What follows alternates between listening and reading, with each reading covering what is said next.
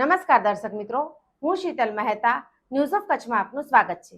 જોઈએ આજના સમાચાર। કેડી ઓટો ભુજ ધમાકા ઓફર। શોરૂમમાંથી કોઈ પણ સ્કૂટરની ખરીદી ઉપર 3000નું ડિસ્કાઉન્ટ। ઓફર 31 જુલાઈ સુધી।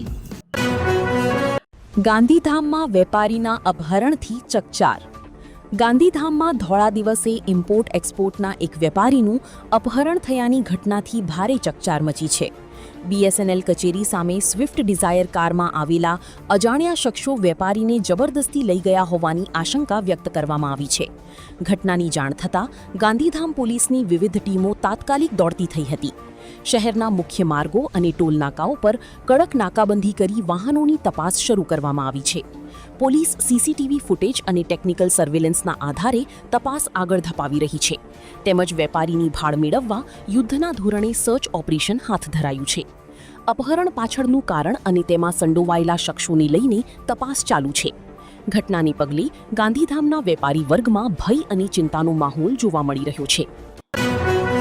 દર્શક મિત્રો, આજે તારીખ 21 જુલાઈ 2026 આ હતા આજના સમાચાર।